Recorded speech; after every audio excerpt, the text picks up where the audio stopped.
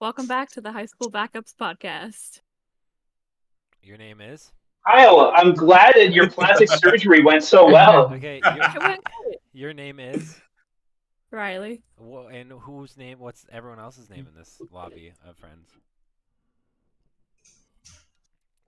Okay, well, Riley, you were supposed to say it, but that's okay. We have Austin in the building today, pumping his guns like he was at the golf course last weekend. Oh my lord. We also have Jake, who continues to absolutely dog pound on Madden. We have Justin, who has delicious food, I'm sure, and also has found a very eco-efficient way of getting to work. We have Steve, who forgot his clothes for the gym today, but is still so Oh, don't remind me. who's still so swole that he could pick me Trying up. to be. And I'm then you have so me. mad. And you have me, Nick, and I'm here with my shirt that has a toucan on it that Kyle couldn't figure out because he had drank too much. So, welcome I think to he's hungover at that. This is episode 80 of the High School Backups podcast. We appreciate you joining.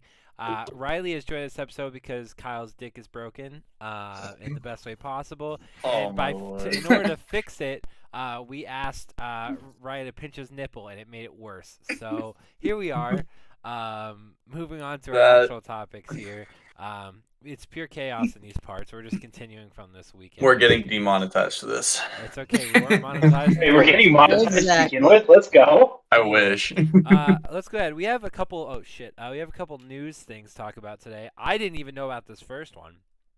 Julie Ertz is announcing retirement from professional soccer. That doesn't come as a huge surprise with Megan Rapinoe, whatever the hell. Rapinoe? I said it wrong both ways. Yikes. Rapinoe. Officially retiring this year. It's quite possible that Alex Morgan retires this year. She is good enough where she could definitely come back for one more World Cup, but also in the same token, she's 32 or 33 right now. So she's definitely up there in terms of like athletes' main lifespan. They need the young blood. They need the young blood. So that is definitely interesting. And you know, there's a funny comment that happened here. So 4 years ago, when Julie Ertz was first on the team, she had just married Zach Ertz. Now, naturally, as all of us are primarily football fans who also like other sports, or at least I at the time knew her as Zach Ertz's wife, and for me it became important to ensure that I wasn't calling her Zach Ertz's wife because she has her own legacy as one of the better U.S. women's soccer stars. She is Julie Ertz, who is also married to Zach Ertz and vice versa. So, just thought I'd throw it out there as she had an incredible career. I don't have the statistics up or anything like that, but I do know that she was a mainstay, especially on the defensive side. She was certainly one of the ones that assisted in keeping a lot of goals out of the way of the U.S. goaltenders. So definitely kudos to her and her time, and hopefully she has more time spent with their kids, go to some more football games, whatever she decides to do with her time. I'm going to strictly refer to Zach Ertz as Julie Ertz's husband from now on. I'm honestly, Yes. with how shitty he is nowadays, I think that's perfectly fine. Yeah, I'm not even sure if he's going to be playing football this season. So No, we'll he see. will be. He will be. He's still good enough.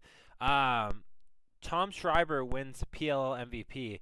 Ironically, though, Kyle decides not to put who actually won the tournament because that is next weekend, I think. Right? Thank you, Riley. Yeah, the semifinal is next week. The quarterfinals were last weekend. Okay, cool. So they announced the MVP, Tom Schreiber. I think he's a attacker. I don't know which team he plays for off the top of my head. I do know off the top of the knob. No. He plays for the Archers, my guy, and he's a midfielder. Okay, well, I guess that makes sense. Midfielders doing championships. Riley, you can't leave. You're here for the rest of the podcast now. Sorry. You can tell Kyle. No. You're stuck. I mean, as much as we want you here, Riley, you can hand the headset over whenever you are ready. Kyle's dick is back to working, so happy to And have his you back, nipple. Kyle. Oh my lord. Oh my lord. He Hello, hit the Kyle. battery Happy set. to have your dick and nipple back. Just one of them. But there's no way you're Anyways. still in pain, okay? Anyways, Tom Schreiber, the worst player in the PLL, wins the MVP. I'm just messing with Kyle because he sat down. Midfielder for the Archers. Thank you, Jake. I have heard this name before as someone who is, a very mediocre fan of the PLL and not a fan of the Archers. I have heard his name, and I know he's very good. So congrats to him for winning the PLL MVP. First topic leading right into that is the PLL semifinals reactions. I don't think that's right. I think it's supposed to be quarterfinals, as Jake just said. Quarterfinals. So did Yeah, the it's my bad. all I care about is did the whipstakes win? No. No, they got beat by the Water Dogs. Then, Beat by the Water Dogs. okay, then I don't care. So go ahead, Kyle. Well, you should care. I don't know why you No, don't care. no. Here's the only real reaction to this: is that the Cannons put in 20 on the Atlas and are winning the title. I don't care about anything else. Well, the Atlas sucked this year, so. Yeah, so do the Water Dogs. Can't get up to 20. Ooh. Ooh. Whipsnakes were better than the Atlas, so it's fine. You okay, buddy? All in all, it was a great weekend. Me? No, I'm not. But it's fine. It's okay, Kyle. I've been there before. Where Einstein, when he first started getting big, hopped right into my crotch, and I couldn't breathe. It's okay. Okay. Well, as Kyle Put all of her weight. pushes through Anyway. recovery of his 20 or 60-pound dog landing right on his crotch region, we will go into the college football week 1 reactions and talk a little bit about how Colorado's winning the national championship this year. Please. For fuck's sake. Please. Oh, and I For gotta fuck's say, sake. I saw the pregame speech with Coach Sanders. It is intense how this man coaches and how there was a lot of doubt that he wasn't going to be able to do freaking anything with college football. And he just upset, a team that went to the championship. Granted, they got smacked, but still. Okay, That is- okay. Pump the brakes on the TCU just went to the national title game. They They did. returned three starters from last year. Pump the brakes. is that not factual? Is that not factual? this They went to this the- TCU team? No, last year's TCU team did. But was TCU in the national championship last year? Not the same TCU team. It was No. TCU But as a the college. TCU You I'm is with the same Yeah. brand. Bro, they didn't return but it's 19 not the same starters. team. So Their it's not the entire same team. offense is in the NFL now. well, certainly not Matt Duggan. So Max Duggan is a backup. yeah, Yeah. He's in the NFL. He's a backup to Justin Herbert. And we all know what happens when the Chargers draft QBs. Justin Herbert might want to watch out for his lung, bro. Yep. Watch out for his lung. That happened with the one time. It just so happens that Tyrod Taylor continues to follow. I don't know. Every time the Chargers seem to draft QBs, things go weird. They drafted Phillip Rivers, got rid of Drew Brees. They drafted Justin they Herbert. They had Philip Rivers for like 13 years. That is Yeah, but they didn't draft a quarterback. This Not is really. the Years dumbest and 13 argument I've kids. ever heard. Jesus I'm just Christ. telling you, Justin Okay. Herbert might want to watch his back with the team doctor there. We're gonna go through these games here, and we can talk about which one specifically we want to talk about. We'll end with the Colorado TCU matchup for obvious Yeah, reasons, absolutely. being it was probably the most exciting. Notre Dame 42-3 over Navy. USC 56-28 over San Jose State. The fact they let them score 28 is laughable. Utah. That was week 0, so that was last week. This is week 1 for me, brother. I know. They call it week 0. Technically. You're Yeah, gonna see Notre technically. Dame and USC on there twice because they also played. They played 2 Saturdays ago, which is what you're talking about now, and Saturday, which is last Saturday. Okay, well, I'll start from the TCU Colorado matchup. I don't know what the first game of the week was, so. Go for it. Go for it. Okay, sure. Start with TCU Colorado. Well, actually, I know Michigan didn't play twice, so okay. Well, Michigan beat ECU, Eastern Yep. Carolina, 30-3. Mississippi won 73-7 over Mercer. That's hilarious. You should look at the Oregon score. Oh, well, that's next because if you thought that was a bad score, That was 81-7 for Oregon over Portland State. Oh, Why is Portland? You should see the Oklahoma scoring. Okay, Yeah. we'll get there. Shut out Jesus Arkansas. Christ. Wisconsin, 38-17 over Buffalo. Texas, 37-10 over Rich Rice. And the Notre Dame, their second game of the year, 56-3 over Tennessee State. Yeah, okay, that's weird logo. That's a weird ass logo. Ohio State only wins 23-3 over Indiana. They did drop 2 spots in the rankings. Yeah. That's interesting. Ohio State looked like absolute dog shit. Washington 56-19. They went up to 8 in the rankings against Boise State. Georgia with a 48-7 over Tennessee Martin. USC 66-14. Have they played 3 fucking times? No, they only played twice. 66-14 over Nevada. Kansas State 45-0 over SEMO. That's fucked up. You can't just let them score once. You can't just let them have like 3 points. Texas A&M 52-10 over New Mexico.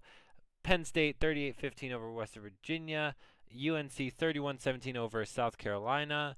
Alabama 56-7 over Middle Tennessee. Tulane 37-17 over South Alabama. Oregon State 42-17 over San Jose State.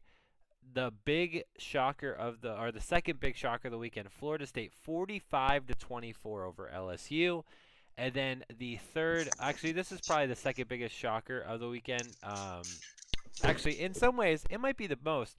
Duke 28-7 over Clemson, making Clemson go from 8th in the rankings all the way down to 25th, with Duke going from not ranked to 21st. And last but not least, as we talked about briefly, Colorado would beat TCU 45-42, moving TCU all the way out of the rankings from 17th, if I remember correctly. So, and Colorado to 22nd. So those are some of your biggest jumps, where Florida State moving up to 4th, Duke moving from unranked to 21st, Clemson down from 6th to 25, and then, of course, Colorado and TCU kind of almost flipping, with Colorado ending up 22nd and TCU dropping out. I guess I would like to start. We don't really need to talk about Florida LSU unless we want to. That game was pretty solid. However, Florida State just outmatched them. So. Yes, I agree. Florida State did outmatch them. Okay. Duke beating I just have to rub it in. 28-7. What a game for Duke. I looked at the score when it was 21-7 with 6 minutes left, and I was very surprised. There's been a lot of talk about not so much the players on Clemson who didn't play that well, but more so the coaching on Clemson and how it seemed to fall off since Trevor Lawrence, the generational talent himself, has come out of or left Clemson to go to the NFL. What are your thoughts? Clemson's offense has been stagnant since Deshaun Watson left and Trevor Lawrence hit a lot of problems. It's really telling that DJ Uiagalelei struggled and then comes out with Oregon State of all teams and looks like a top 10 quarterback in the NCAA week 1. And honestly, Clemson needs to figure it out. I don't know whether it's Dabo Swinney having his hands on the offense too much and not letting Garrett Riley, just cook, or if Garrett Riley's offense just kind of actually sucks. But he was coaching TCU last year, so I don't think that's the answer to the question. So honestly, my reaction to this is that Clemson's going to really struggle this year, and Cade Klubnik needs to figure it out. And so does Dabo Swinney. Yeah, Clemson just did not look great last night. They were struggling hardcore. Wasn't good. And Duke just outmatched them at every facet of the game, offense, defense. Duke really just had every matchup Clemson was throwing at him. I don't know what Dabo was doing. I don't know if he needs a generational talent in order to be good, but I mean, who does? That's what it looks right? like. I mean, Bill Belichick needs one. He had Matt Castle and went 11-5, but that's fine. Anywho, and let's talk about the last game. Colorado, who had a 26-point spread? 26? That was ridiculous. 21. Still crazy. Ridiculous. 3 touchdowns. Going on to beat TCU by 3 points in a very, very crazy game where Deion Sanders' son, whose first name is Shadir. It's Shadir, thank you. I knew it was hard to pronounce. Shadir Sanders coming in with a hot 512 passing yards, including for the first time ever 4 receivers with 100 receiving yards or more, on top of the fact that we had a legend himself, Travis the homie, coming in with a solid first person ever to have 100 yards receiving and also an interception in a game. That dude, Travis Hunter, is disgusting. And I've been watching him since Destroying has had him on his vlogs since he was the #1 recruit out of high school. And he was disgusting on those. And he's even more disgusting in real time. It's Travis the Heisman Hunter? Yeah, seriously. Here's the thing. You see a guy like that, somebody like Bill Belichick or even like Cliff, what's his name? Head coach for the 49ers. Cliff King. Kyle Shanahan. Kyle Shanahan. Just mess with me. Like guys like those who love, or even Sean Payton too. It's a guy like, oh, cool, we have a star wide receiver and a star cornerback that can probably also catch punts very well. Who knows? He could probably throw the ball. Who knows? He could probably play center. But a talented player like that, there are so many teams that are like foaming at the mouth for a player like him. No, honestly, I do want to talk about that Ohio State game a little bit at some point. I know that we're reacting to. I have a lot to say about Ohio State, but when it comes to Travis Hunter, I mean, the dude's an absolute freak. He played 119 snaps and didn't look tired at all. I mean, he played double the snaps of everybody else, and he still looked fresh at the end of the game. He's just ridiculous. When it comes to Colorado, I mean, people really should have seen this coming. People were underestimating Colorado because they had all the transfers and different things like that. And honestly, I just think they were doubting Deion, which I think is a stupid thing to do. I mean, he's Deion fucking Sanders, for crying out loud. Yep. But the transfer portal in the last two games that we've talked about has played a huge role. Florida State, I think, had the third most transfers in college football last season. I could be wrong about that, but they played the transfer portal game as well as anybody else. Keon Coleman, the guy who scored 3 touchdowns, is a transfer wide receiver. Johnny Wilson, who was their second or third leading receiver, was a transfer. And Colorado is made up almost entirely of transfers. So this is what the transfer portal has done to college football, whether you like it or not. I actually am kind of happy with it. There's giving a lot of parity. If you are looking to strike for a national championship, your window is through the college transfer portal at this point. And I don't think that can be understated when reacting to what happened in week 1. Did you see Deion Sanders' reaction to the transfer portal? I do you don't mean? remember what podcast he was on. It's through Barstool. I can't remember which one it was, but he was on the podcast and he was saying that he feels bad for high schoolers coming into college football because it's going to be nearly impossible for a lot of high schoolers to start as freshmen coming in. Because if coaches going to want to compete, they're not going to be able to compete by starting redshirt freshmen, right? They're going to only be able to compete by taking people who have already been playing at the college level across whatever school they're coming from, right? So Yeah. he was saying like I don't- he feels bad. I don't necessarily think that's true. I mean, UCLA has started. They started Dante, or he didn't start last night or this week, but he ended up getting significant playing time. Dante Moore, he was a 5-star redshirt. I think he might be a true freshman. He played for UCLA and played really well for them. I mean, Dorian Thompson-Robinson started when he was a freshman. I don't think that's necessarily true. It makes it a lot harder. I get what Deion's saying there, but I don't think it necessarily eliminates freshmen from playing, and most of them weren't playing anyway unless they were generational talent like Marvin Harrison Jr. or Trevor Lawrence. I mean, for the most part, too, as like a freshman, it takes. I mean, because I was back at Columbus State. One of my lab partners my freshman year was one of the junior linebackers, and he's saying that some freshmen don't. Most freshmen don't play at all because they gotta sit on the bench for a while. If they come off the bench, that means they're pretty damn good. So, I mean, it can take time. Even like in the NFL, some rookies sit for 1 or 2, 3, maybe even 4 years before they break out. Like, that's just natural. I mean, it makes it tough, but that just kind of means if you're a freshman and you're able to play, that just kind of means your level of talent is above others. I mean, you're also talking about the difference between an 18-year-old boy and what is essentially a 22-year-old man when you get to be a redshirt junior or a true senior.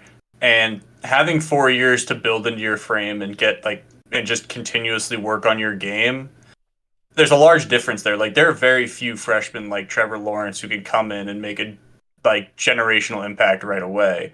Speaking of Clemson and how they need to figure out their entire offensive situation. And so, I mean, again, I get what Deion's going for, but I don't necessarily agree with it because how many freshmen were truly competing for snaps anyway? Also, Well, he said he only took like 3 or 4 high schoolers into the class anyway. So if he's saying that I think the point he was making is not necessarily that they're starting in general, but the recruiting classes are lower in general because people, if you want to compete right away, like if for example, if I'm like Oregon or Washington or Ohio State, I'm not necessarily looking at recruiting freshmen coming in when I could just go look at the transfer portal and get a sophomore or a junior. So I think what Dion was going for is not necessarily that. Yeah, obviously it's hard for freshmen to start. Yeah. I think he was going for that. It's freshmen aren't even really being looked at to join the team in general. Well, only I think- certain teams are going to be that way because obviously Yeah. there's still going to be the same amount of spots one way or another. Yeah. Like, if It you go also from goes one team both to another, ways. like you're going to have to go Yeah. somewhere. And it So- also goes both ways. Like if someone leaves during the transfer portal, a lot of teams aren't just looking to the transfer portal to replace those guys. They'll look at freshmen and go, okay, if our junior just like take Zay Flowers, for example, who didn't end up leaving BC, but was offered a lot of money in the portal to leave BC. BC wasn't going to go look in the transfer portal to quickly replace that. They're probably looking at, a freshman to either decommit and commit before signing day, and or they're just waiting a year without Zay Flowers. Jordan Addison's another good example of this. Pitt didn't bring in any transfer wide receivers after Jordan Addison left. I think they just went back onto the recruiting trail and found freshmen to try to replace him. You can argue that it wasn't effective at all because Pitt looked awful in week 1, or it could look good for them if they can find a decommit who got screwed over by the transfer portal. Exactly. Who maybe not this year will be as impactful as that transfer, but maybe in 2 in or a year 3 it'll be years. better. Yeah. So that's what I think. Well, it it also creates more parity depends on in the that way. school, right? I mean, Depends. I think it depends on the It depends on the school, school. but What do you also mean I by think that, Kyle? too. Like, I mean- sorry, Steve. I was just answering. No, Austin's you're good. You're good. What I mean is like obviously comparing like Boston College to like Alabama is like kind of. I know that's not what Jake used an example, but like obviously I don't think Boston College is necessarily going to always look for the transfer portal because they don't really. Get Well, they that fucking opportunity should to after compete. losing to NIU. I mean, they should. You're right. I but mean, like their quarterback is a smaller transfer now. FBS schools. Smaller FBS schools aren't really Yeah. looking to build from the transfer portal. They're looking to build from within. It's those top name schools like in the SEC, like Georgia, Tennessee, Alabama, or Big 12, Big 10 example. Like, Right. those are the schools that are looking for the transfer portal. Also, Jake, Pitt destroyed Wofford, so I don't know what you mean. By they look It is bad. also Wofford, but I know it's Wofford, but I'm just saying. in the end, Kyle, I think what I'm saying is like, let's say Georgia goes out and gets somebody, right? So they have their blue chip boys coming in that are freshmen, right? And they Also, they go played and get, Wofford, so my point stands. They didn't Yeah. look good. They only put up Um, 45 points on Wofford. they go and get a guy in the transfer portal. Like, let's say Zay Flowers did leave and went to, Georgia, right? Instead of staying. Yep. So now BC has an opportunity to maybe even go to someone like a Georgia or an Alabama, who one of those receivers who was coming, who was highly touted, now isn't going to get the playing time he thought he was going to because he was promised whatever by Sweeney or by Saban or by whoever. And now BC, Pitt, those smaller schools that compete year in and year out a little bit, but now they have a chance to go get somebody that maybe not that first year, but that second year, third year as a junior is going to be that like top lottery pick for the NFL because of what his talent was. As long as they coach him right. So I think it creates parity, and that's the big thing that I like about this. I mean, main point I is the agree. transfer portal has completely changed the college football landscape. That's Oh yeah. And But I the think only I'll- thing. Sorry, go ahead, Steve.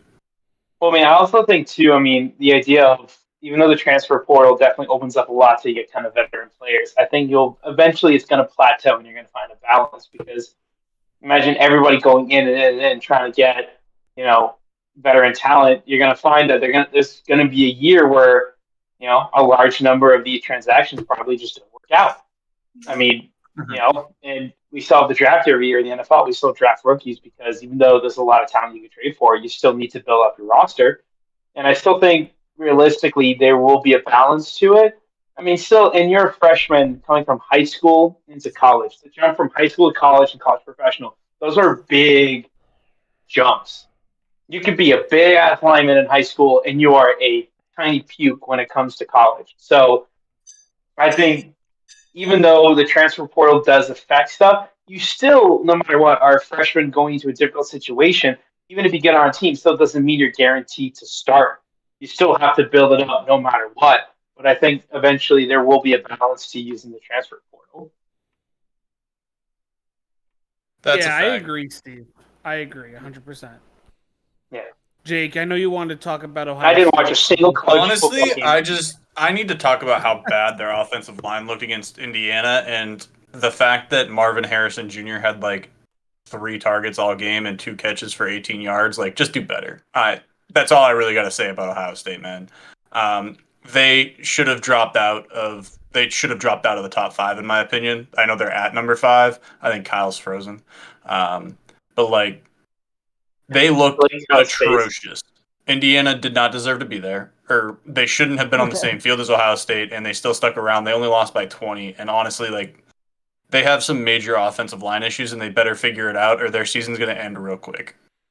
That's one of my week 1 takes, and I'm perfectly fine standing on it. So it gets crashed and knocked over. Bam, bam, bam. Ohio State is my second favorite team behind Notre Dame. I'm living a good life this year with both teams in the top 10. It's a good time.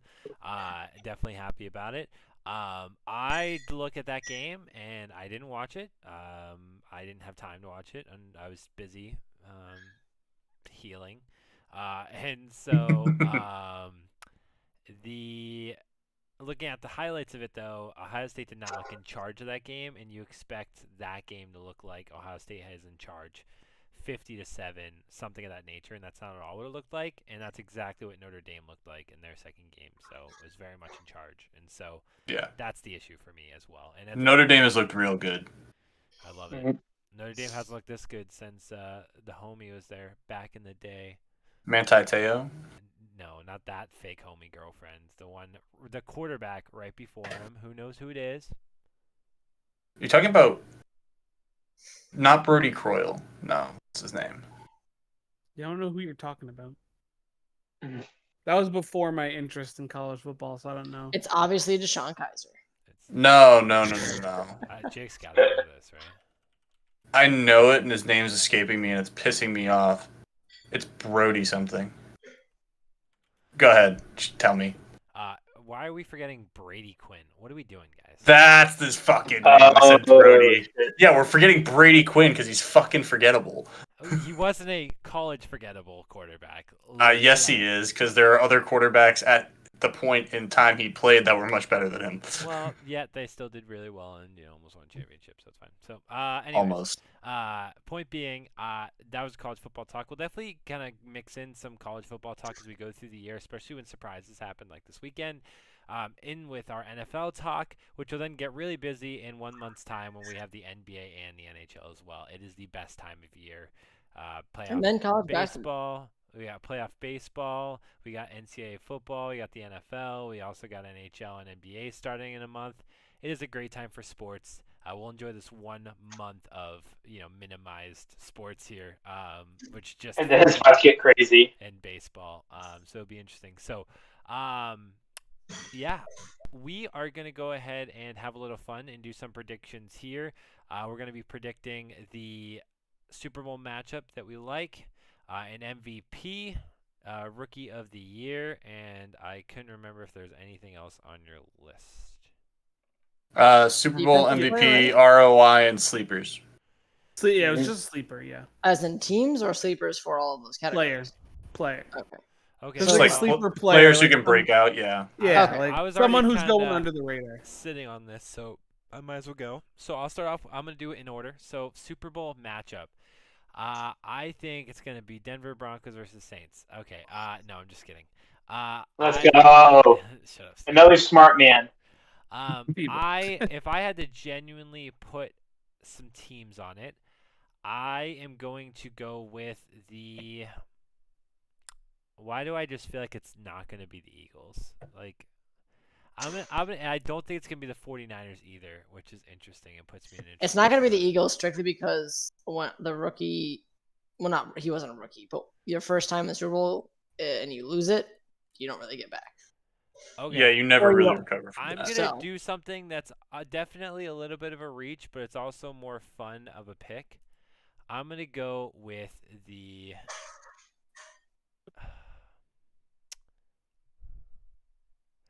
I'm going to go with the. Sorry, I'm looking at the script for the NFL season here. I'm going to go with the Seattle Seahawks versus the Cincinnati Bengals. think Joe Burrow finally makes it. I think Geno Smith has a good enough year, a good solid year, not just better than last year as well, where he makes it, where they finally have that third receiver that's really going to push them over the edge, as well as their defense is even better. With that, they drafted Witherspoon, as well as they have brought back Bobby Wagner, the leader of that defense. I think that Seattle makes it. I think that the Bengals are pretty obvious in terms of one of the teams you could certainly pick. I think that the MVP will be Justin Herbert. Totally Justin Herbert homer. I'm completely fine with it. We can move on. I think Rookie of the Year.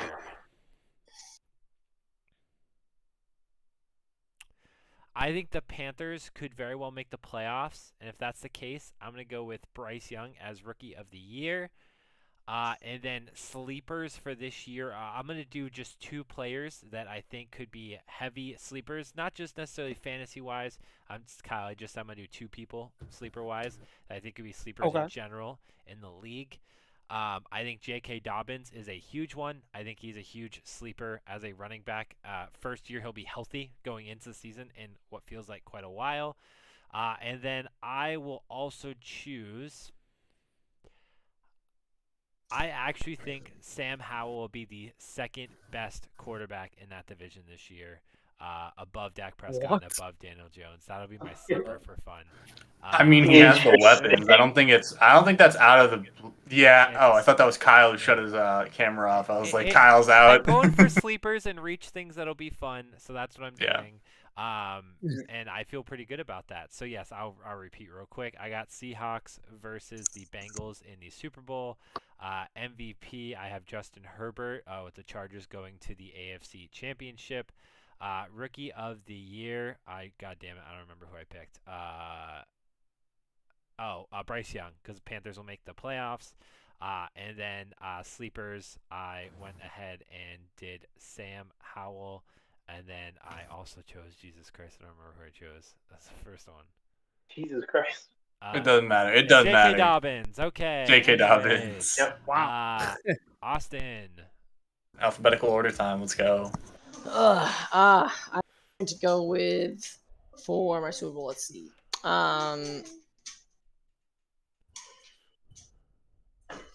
Not going with Bengals there. I'm gonna go with, I think, the Bills this time. They're gonna have their 5th fall, and I think Brock Purdy with the Niners this year gets them back there, or well, not back there, but gets them there this time without having a broken UCL, and actually will be able to throw the ball. And Mr. Irrelevant becomes Mr. Super Relevant, and gets the Niners their first Super Bowl in a long time. So that's my Super Bowl matchup right there. Sorry, Bills fans, you're gonna have to go to your 5th falls. At least you have Niagara Falls up there, so Oh man, enjoy that. The worst part of Niagara Falls. What? No, but like the New York side of Niagara Falls is objectively the worst side. Yeah, we're not Yes. gonna start. Anyways. Go ahead. They have something. And then my MVP, I want to give it to Mahomes here, but seeing as we don't know what's going to be happening with Travis Kelce, I wouldn't be surprised if without him for a little bit, if that happened, they can game plan a lot easier around them. Not because Mahomes isn't a great quarterback without him, but because it's just that much different. And now you can bring a lot more pressure that you couldn't with Travis Kelce running out there. So I'm going to say Mahomes struggles a little bit without him. Enough just to take him out of MVP conversation. Not where it's like, oh my gosh, what happened to Mahomes? But like, yeah, he won't be in the top. He'll probably still be top 5 though. And so I'm gonna go with, honestly, if the Bills are gonna get there, it's gonna have to be Allen. Allen's gonna have to produce like an MVP and show that he can be that guy. So I wouldn't be surprised if I'm going with that. I gotta go with Allen as MVP this year, so he gets his first MVP. And then my Rookie of the Year is probably gonna be Bijan. I'm going with him instead of a quarterback here, just because I don't really care for the quarterbacks that got drafted and or their situations they're in. We'll see what happens. Bryce Young could, but I'm gonna go with Bijan there. I think he's got a great support around him there. There's some weapons around him, few, and if they can get it right, I wouldn't be surprised to see, especially having the defense they were able to conjure up last year. They should be at least as good this year, which would give them time to be on the field and keep them in games to keep him running that ball. So, and then we're doing. What are we doing? What's the other ones? Sleepers. Sleeper players. Right. The sleepers. Okay. Just one, right? Doesn't matter. Yeah, do whatever. I'm going Mac. Gotta go Mac attack here. Yeah. like Mac it. Jones, baby. He's bouncing back, and he's going. I'm gonna give you a stat line too. Well, 4,500 yards. Give me. Lofty. Oh yeah, he's going there. Because he had what 3,800 the first year, I think. Something like that. It was close. No, Yeah, it was no, closer it's to not the that- it's not that far off, Yeah. to be honest. From where if he's gonna take a jump, he's got it. So 4,500. I think he has 28 touchdowns, and which is a reasonable number for him to hit too. And then probably, I think he shows just how accurate he really is, and he's got 5 interceptions, and he completes for 72% of his. That's a Drew Brees stat line right there. I Yeah, love it it. is, baby. That is a All very right. nice Drew stat line. All right, I'm next. Yes. All right, I'm gonna take things a little differently with the rookie of the year stuff. I'm gonna pick like NFC offensive player, NFC defensive player, yada yada yada. I'm gonna go that specific. Super Bowl prediction. All right, I've got the Jags coming out of the AFC. It's Trevor Lawrence year 3. I think he's gonna take a significant jump. And I'm looking at these NFC teams, and they're all fucking ass, except for the Eagles and the 49ers. I think teams that lose Super Bowls have a hard time getting back there. I can't remember the last team that did it. It might have been the Buffalo Bills in the 90s. In 4 straight. No, the Patriots, might have been- and they won the Super Bowl. Yeah, Oh, technically right, it is the Super Bowl Patriots. did, Yeah, okay, it is yeah. the Patriots. You're right. That's Before that, I think it was the Bills in the 90s. But you are correct, Steve. The Patriots did lose the Super Bowl and then went back to next year. You were correct. I don't know if the Eagles, they lost a little bit on the defensive side of the ball. They lost Shane Steichen and they lost Joe Gannon, whatever the fuck his name is, whoever's in Arizona now. And I think it's going to be hard to replicate what they did last year. Last year, literally everything went perfect for the Eagles. I'm going to take the Niners, but I'm really not. I could see like the Lions coming out of the NFC. I just think the NFC is incredibly weak right now. And I don't think that's a hot take. No. No, I think when they're it pretty spot on. When it comes to the MVP, I have multiple people who could win it, but if I'm going to pick the Jags to go to the Super Bowl and Trevor Lawrence to take that jump, I am going to pick Trevor Lawrence. I think he could get Jacksonville to 12-5, 14-3 this year. I don't think the AFC South's really that hard. The Tennessee Titans, I think, are going to be solid, but that's about it. And so I'm going to go Trevor Lawrence. I think they're going to be incredibly good this year. I think their offense is going to be clicking on all cylinders, especially with the addition of Ridley. For Rookie of the Year, I'm going to start in the NFC. I am going to go Bijan for Offensive Rookie of the Year in the NFC because he's Bijan fucking Robinson, and the Atlanta Falcons like to run the ball. They ran the ball 36 times a game last year. There's no reason his share shouldn't be about 2/3 of that every game. He easily could rush for 1,400 yards and like double-digit touchdowns. For NFC Defensive Rookie of the Year, I'm going to take Jalen Carter of the Eagles. I think he's going to be really solid up front there. I think he's going to be used in a lot of pass rush situations. He'll probably end up with 6 to 8 sacks and probably double-digit tackles for loss. I think he'll be really solid. In the AFC, I'm going to take Zay Flowers for Offensive Rookie of the Year. I know that CJ Stroud go into that, which it easily could be, but I don't think the Texans are going to be really all that solid, and I think Zay Flowers has a really solid rookie year. With Lamar Jackson throwing him the ball, he could go over 1,000 yards. I think they have adapted their offense a little bit. They're going to be throwing to Odell and Zay a little bit more, Mark Andrews a little less, and you'll see more traditional styles out of Baltimore this season. And then for AFC Defensive Rookie of the Year, you're going to get Will Anderson Jr. He's going to feast in that D'Amico Ryans defense. Sleeper predictions. I do think Tank Dell is a good sleeper, just rookie-wise. Tank Dell is going to be really solid. My favorite sleeper is Roschon Johnson, though, another rookie. He's in the Bears' backfield. I think by week 6, he's probably RB1 in that backfield. I really love Roschon Johnson. He backed up Bijan at Texas, but he had more yards after contact and a higher missed tackle rate than Bijan did last year. So look out for Roschon. I like it, Jake. Okay, Justin, you All wanna right, throw Justin. some stuff together? Alright, so most of that I probably won't be able to get, but definitely looking over previous scores, and looking at a couple past years. I also went off of because I picked Jalen Hurts for my own fantasy league, so I'm hoping Philadelphia versus the Bengals, as Joe Burrow is also still another good quarterback that just barely missed out on the Super Bowl a couple times. I had something else up. MVP, that I don't know. I guess it really just depends on who wins the game. I would more likely say to Philadelphia with Jalen Hurts. But then looking at Rookie of the Year, don't know and not really sure about a sleeper, but I definitely hope Mac Jones is going to be better this year. Yeah, I'm hoping so. Kyle. All right. So for a Super Bowl matchup, I picked one that I want to see, and then one that I actually think is going to happen. So my ideal Super Bowl matchup, how amazing would it be if we get Giants, Patriots, beautiful Giants getting to sweet Bill Belichick.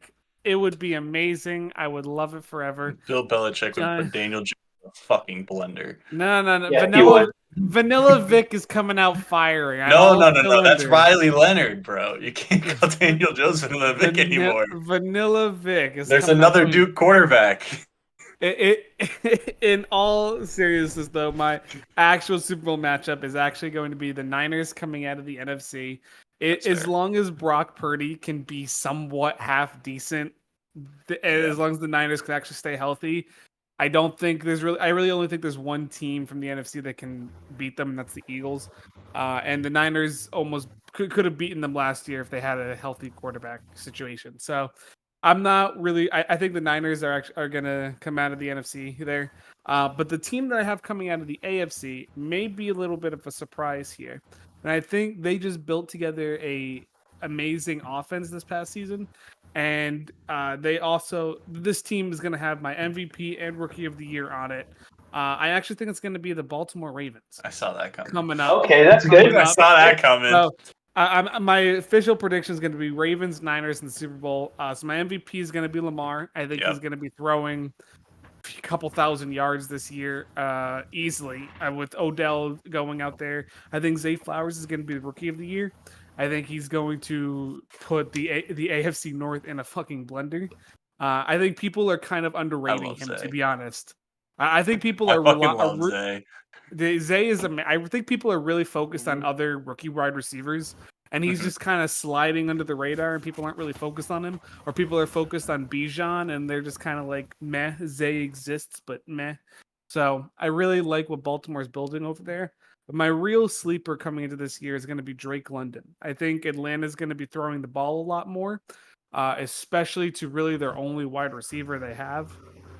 I mean, yeah, they have Cordero Patterson, who they can use as a slot receiver, but their really only deep threat receiver they have right now is Drake London. So I think Atlanta's going to throw the ball a lot more, especially with their trying to build a better offense. I mean, Kyle Pitts is there, but they haven't really used him, so I'm not too worried about him like taking away targets or anything. So I think they're both going to eat this year. I'm not going to lie to you. Yeah, I don't see why Atlanta. I don't see why Atlanta doesn't try to throw the ball more. Like, are they really that like not confident in their quarterback situation? Like, they can't. They have to have faith in him at some point, right? They just drafted him. Like, let him cook. Right? They have to. Do you want an actual answer to that question, or are you just being hyperbolic? No, yeah. Give me. Arthur Smith comes from the Mike Vrabel School of Football, and he had Derrick Henry, and he quite literally he loves the run game, and he's probably one of the best run game coaches in the NFL right now, behind Kyle Shanahan. Kyle Shanahan is the best run game coach in the NFL right now. But with Arthur Smith having Bijan, Tyler Algier, and Cordero Patterson, who I think works in as a slot for Atlanta this year. Arthur Smith's style of football is we want to run it 36 times a game because we need you to bite on play action passes. And honestly, I wouldn't be that confident in Desmond Ridder either. But I would be confident in Drake London and Kyle Pitts. I think Drake London's got to go for close to 1,000 yards this year. Oh yeah, that's fair. Steven, since Nick is in the bathroom, Steven, you are up, buddy. Let's go. Well, Nick already went too, so we're going to for my Super Bowl pick. I'm going to get the NFC out of the way. I looked at it; they still have, I believe, the second or third easiest schedule And I still got to give love to the New Orleans Saints. Here's the thing. They have a very easy schedule coming up.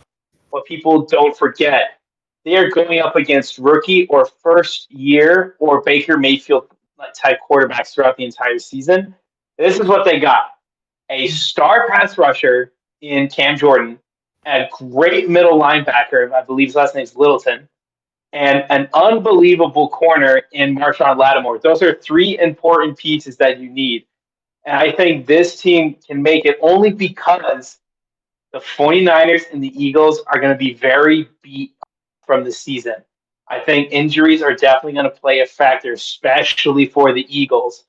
And I think the Saints, if they're able to actually get the number one seed, which isn't as crazy as people think, if they sneak in and get the number one seed, they're going to have a very good path of hosting games. That is a tough stadium to play in. And definitely some beat up, higher end NFC teams you can definitely win. And from the AFC, I want to say Jaguars. I really love them, but I got to give some love to Joe Burrow and the Bengals. And he's also going to be my MVP. Here's the thing. Joe Burrow has not had a solid right or left tackle throughout his career. And he was an MVP candidate last year. He almost made the Super Bowl last year, and he made the Super Bowl the year before and nearly won that Super Bowl. So, honestly, you give him offensive line where he has time to throw. That is not something you want with a connection to Jamar Chase. Oh, not to forget, T. Higgins is also there. Oh, not to forget, Tyler Boyd is absolutely insane. Oh, wait, Joe Mixon still exists, so if they can run the ball now, you're totally fucked. So, Joe Burrow is my MVP.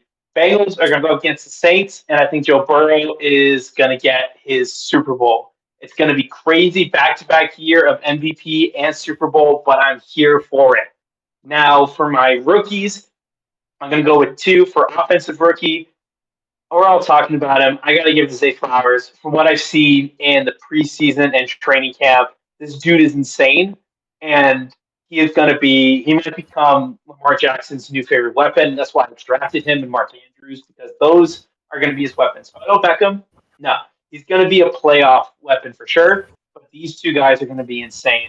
Now, for defense, I think Jalen Carter with a front seven that is already extremely dominant without him on his own.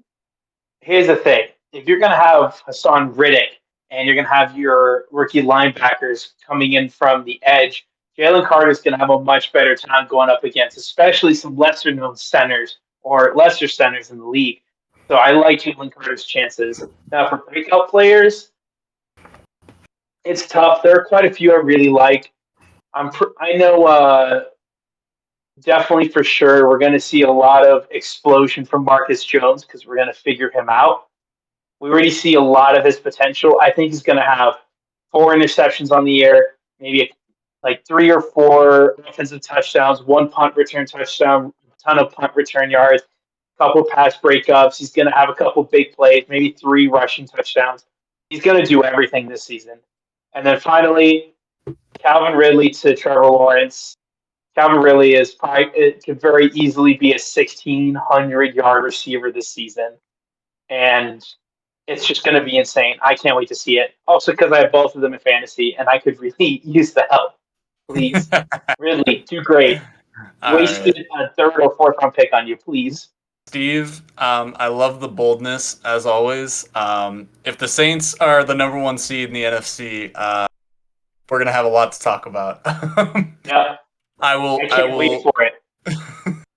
And I will personally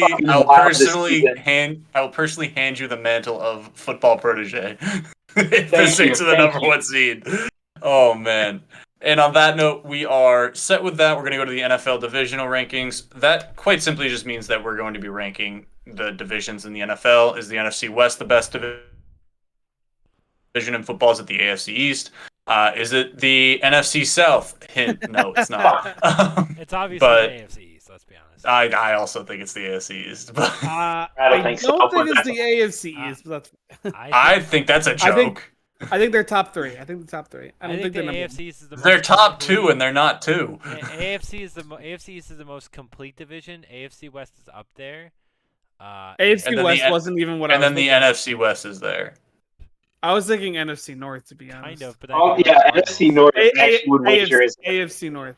I don't know if I said it. Anyways, we'll You get to said that. We'll get to NFC North, which is why my I did jaw not dropped. mean- I was like, what the I did hell? not mean NFC. I realized as I was saying it, and I was like, no, I meant AFC North. The AFC North is up there, but I don't think it's the number one. But that's okay. I think all 4 teams are going to be above 500. This Do we have a season. tier maker for this? I'm sure there is one. Yeah, I'm sure we could find one I'm real sure quick. I could make one. I have about 5 minutes, so let's go ahead and see if I can get Oh, one. real yeah. quick. Are we going to watch Nick's draft live, everyone? Absolutely I was not, gonna dude. jump into a call with everyone, so I was definitely not gonna do that. Let me see. NFL divisions. NFL division tier list. There we go. Let's go. Well, no, but this is like the teams. Ah, shit. NFL division. We can just Here do we it. go. I without got it. I got it. We're We good to got go. it. Okay, let's go ahead. I had to figure this out last time. Let's do share screen. Let's share this. Bada bing, bada boom. Boom. You can totally see that I'm in a draft up top. I had the NCAF up there. Okay. Everyone can see this, correct? Yeah. Yes. Cool. Also, you can see Saskatoon Sharks. That's my team name. It's my goated team name. Let's get it. Okay, so we do have the divisions down here. This is just a touch too big. There we go. Perfect. Or too small. So we have our 8 divisions here. We have 1st through 8th. This is actually perfect. I'm glad I found this. I don't think there's much of a debate. I feel like They're last. that's Yes. pretty obvious. Oh, I actually think they were 7th, to be honest. I think the other South is last, to be honest. Because I'm I gonna think say they're both no dog because shit. the- It doesn't matter. I just think that the Jags is by far the best team of all these. I think that, yeah, the Titans and the Jags are better than any team in the NFC South right now. Yeah. Yeah. I agree. well, wait. Did you say the Jags and the Titans? Is that what you Yes, Yes. both of them are better than any team in the NFC South right Yeah, now. that's I don't know if the obvious as well. Titans are better than the Saints. I do. I think They're- the Saints are better. They're than the better. Titans, They're better but coached. They're not better than the Jaguars. They're better coached. They've had a better record for the last like 4 years. And honestly, give me Derrick Henry over anybody on the Saints. So moving forward, Okay, I'm looking at this and I'm trying Yeah, to I think. Well, this is where it gets a little bit harder in my opinion. I'm probably putting the NFC North, to East. be honest. Okay. I think the Actually- no, that's the NFC North. The NFC East is Yeah. better than the NFC North. Yeah. Yeah, So I I don't think know the NFC about North- that. I literally could see 3 playoffs teams here. It would be hard. There for could me. be So- 3 teams from the NFC East. Yeah, but That's I mean weird. there were 3 teams from the NFC East last year, and honestly, I don't think anybody in the NFC North is better than the Cowboys or the Eagles. It's the same argument we At were least just the making. Eagles, but sure. I don't know about that. Well, then So this the one has to thing lose too. The one thing I will say with the North versus the East at the same time, Vikings are great last year, but they won 8 one-score games. So that's just kind of. That would be my ranking. Ooh, Yeah, No. I agree with that. I don't necessarily. I think the AFC North could be swapped, but I'm fine with it. Yes. I like the Chiefs being in Yeah, the I would second move tier up doesn't to make it. AFC. But I just look at like Chiefs and Chargers are 2 of the top 3 teams, and the Broncos are on their way up. I get the Raiders are worse, but See, I think you are overhyping the Chargers. yep. Yeah, you so are. He now, just is in here's love one with thing the I want to suburban. propose too. I'm not saying that the Chargers can't get there, but they haven't proved it enough. So Like I see 4 playoff teams in the AFC North and the AFC East. Yes. That's why I'm that's like fair. I see. So here's one thing I can say. So, kind of ignoring the top, I mean, those 3 are ways that can kind of be interchangeable. I think AFC North is better only because the Bengals are better than the Bills. The Ravens, I do think, are better than the Jets. The Browns and the Dolphins, it all depends on quarterback play. But what I will say, I would propose something too. The NFC West and the NFC East, I actually would consider flopping, because hear me out. Oh my god, One, I don't have time to hear the you. 49ers and the Eagles are, I'd say, pretty on par with each other. There's some advantages here, disadvantages, that kind of stuff. The Cowboys and the Seahawks, the Cowboys are actually on paper a better team. You also have to remember the Cardinals are probably going to be the worst team in the league this year, and the Rams are incredibly old. Now, They're the awesome, Giants have a good running attack and can definitely run the ball and can definitely Okay, throw the what are you ball. fighting for, Darren Steve? Waller. What are you fighting with for here? He wants to swap the Uh, NFC East and the NFC West, and I'm fine Which with I it. I agree. think he's I right. agree. Yep. Thank you. Great job, All right. Steve. Okay. AFC North is the best division, but it's okay. This list is fine. Okay, well that's an interesting take. Anyway, if the Patriots are the worst team in their division, and we're talking about them getting 8 to 9 wins, that's probably the best division in football. So. But the Steelers also can because they do have a better defense than us. No, they don't. And yes, they do. No, they Okay. don't. Well, Mm-mm. okay. We'll talk about this offline, Steve. This- No, they yeah, fucking this don't. could totally Oh my be a God. bigger discussion. They have Uh, They have an awful cornerback room. No, they don't. I know this is just slightly a shorter episode because Kyle's balls were hurt, and then I also have a draft to get to. But we did want to make sure we got you a draft this week because I'm really one of the only people that can live stream without their internet or computer breaking. We do appreciate you taking the time to see us with episode 80. We do appreciate your time on this Tuesday night. We do hope you have a great rest of the week. Please enjoy the NFL season as it starts in just 2 days. Please continue to enjoy the college football season as that is getting started this weekend. We do appreciate your time today, and we will have our first week of NFL reactions next week. I'm very excited. I know everyone else in this call is very